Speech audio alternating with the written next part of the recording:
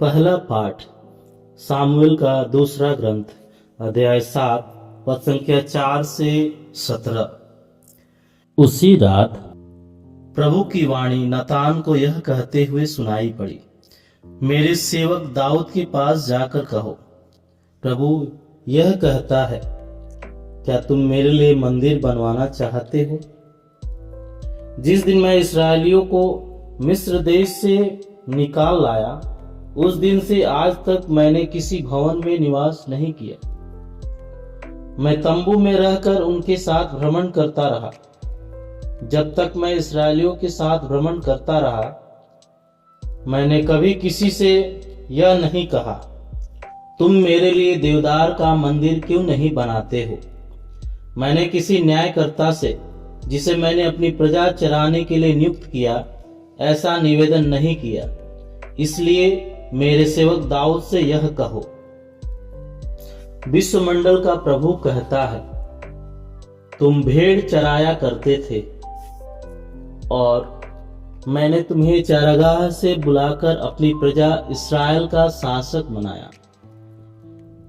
मैंने तुम्हारे सब कार्यों में तुम्हारा साथ दिया और तुम्हारे सामने तुम्हारे सब शत्रुओं का सर्वनाश कर दिया है। मैं तुम्हें संसार के सबसे महान पुरुषों जैसी ख्याति प्रदान करूंगा। मैं अपनी प्रजा इस्राएल के लिए भूमि का प्रबंध करूंगा और उसे बसाऊंगा। वह वहां सुरक्षित रहेगी। कुकर्मी उस पर अत्याचार नहीं कर पाएंगे। ऐसा पहले हुआ करता था, जब मैंने अपनी प्रजा इस्राएल का शासन करने के लिए न्यायकर्ताओं को नियुक्त किया था। मैं उसे उसके सब शत्रुओं से छुड़ाऊंगा। प्रभु तुम्हारा वंश सुरक्षित रखेगा। जब तुम्हारे दिन पूरे हो जाएंगे और तुम अपने पूर्वजों के साथ विश्राम करोगे, तो मैं तुम्हारे पुत्र को तुम्हारा उत्तराधिकारी बनाऊंगा और उसका राज्य बनाए रखूंगा। वही मेरे आदर में एक मंदिर बनवाएगा और मैं उसका सिंहासन सदा के लिए सुदृढ़ बना दूंगा। मैं उसका पिता होऊंगा और वह मेरा पुत्र होगा। यदि वह बुराई करेगा, तो मैं उसे दूसरे लोगों की तरह बेत और कोड़ों से दंडित करूंगा, किंतु मैं उस पर से अपनी कृपा नहीं हटाऊंगा, जैसा कि मैंने साउल के साथ किया, जिसे मैंने तुम्हारे लिए ठुकराया। इस तरह तुम्हारा वंश और तुम्हारा राज्य मेरे सामने बना रहेगा और उसका सिंहासन अनंत काल तक सुदृढ़ रहेगा।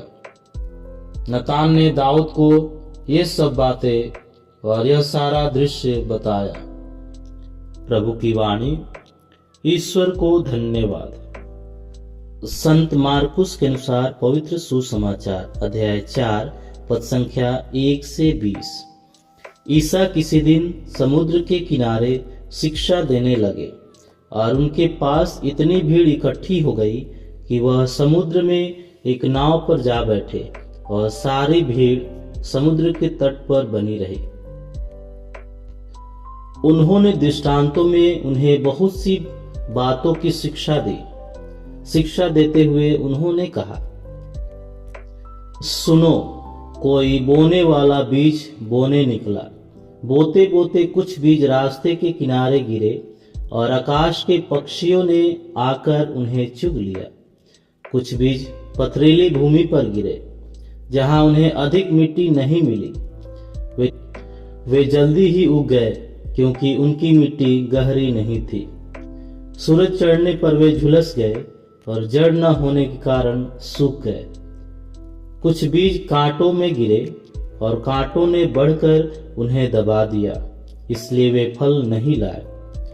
कुछ बीज अच्छी भूमि पर गिरे, वे उगकर फले फूले और 30 गुना या 60 गुना या 100 गुना फल लाए। अंत में उन्होंने कहा, जिसके सुनने के कान हो वह सुन ले। ईसा के अनुयायियों और 12 ने एकांत में उनसे दृष्टांतों का अर्थ पूछा। ईसा ने उत्तर दिया, तुम लोगों को ईश्वर के राज का भेद जानने का वरदान दिया गया है।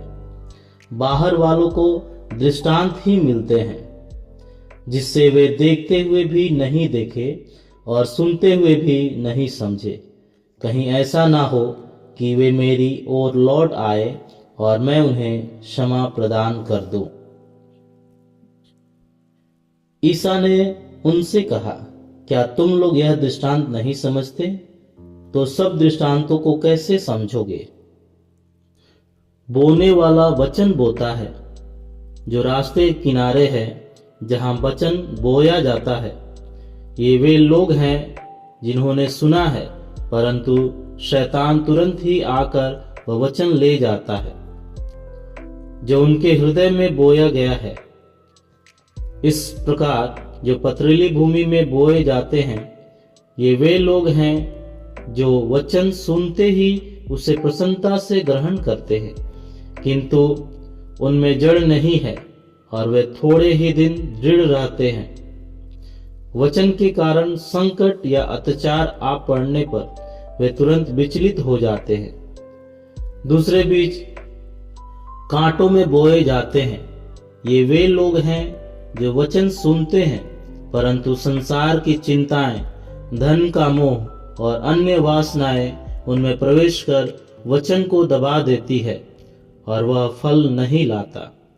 जो अच्छी भूमि में बोए जा गए हैं, ये वे लोग हैं जो वचन सुनते हैं, उसे ग्रहण करते हैं और फल लाते हैं, कोई 30 गुना, कोई 60 गुना, कोई 100 गुना। प्रभु का सुसमाचार। ख्रिस्त प्रभु की जय। सबको जय यीशु। ख्रिस्त में प्यारे भाई और बहनों, आज का वचन हमारे लिए ईश्वर की उस अद्भुत योजना पर आधारित है जो हमारे द्वारा बनाए गए सीमित ढांचों और छोटी सोच से कहीं बड़ी है। जब हम आज के पहले पाठ और सुसमाचार को एक साथ मिलाकर देखते हैं, तो हमें यह गहरा सच पता चलता है कि ईश्वर ईंट पत्थरों से बने निर्जीव मंदिरों के बजाय हमारे जीवित हृदय की भूमि में कहीं अधिक दिलचस्पी रखते हैं।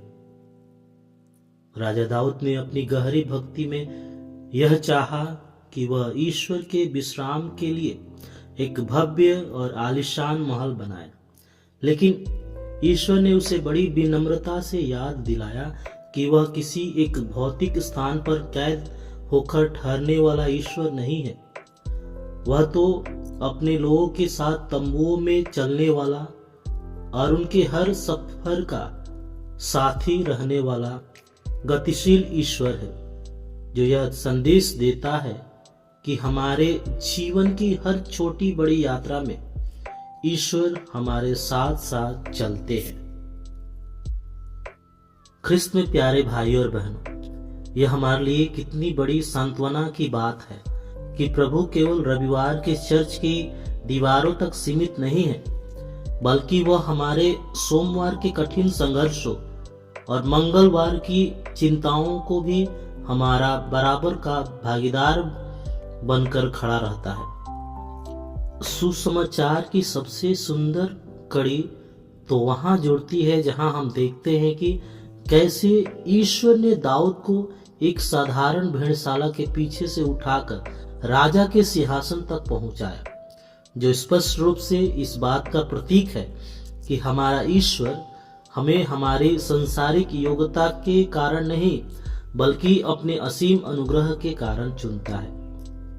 मार्कुस के सुसमाचार में जब हम उस बीज बोने वाले के दृष्टांत को देखते हैं, तो हमें उस स्वर्गीय पिता की उस अनोखी उदारता की समझ आती है, जो अपना कीमती वचन रूपी बीज हर प्रकार की मिट्टी पर बिना किसी भेदभाव के बोता है।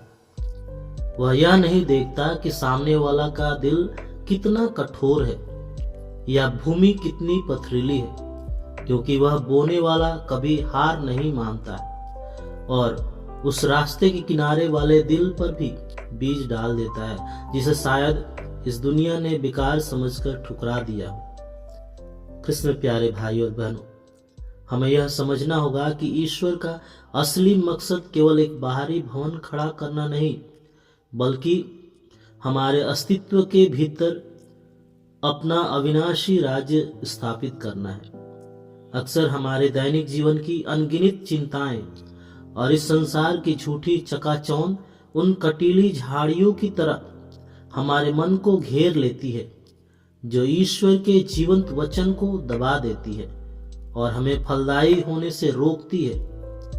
इसलिए दाऊद के जीवन से आज हमें यह सीखने की जरूरत है कि कभी कभी धार्मिक भागदौड़ और बड़े बड़े काम करने के जोश के बजाय बस चुपचाप प्रभु के चरणों में बैठ जाना ही सबसे बड़ी और सच्ची आराधना होती है।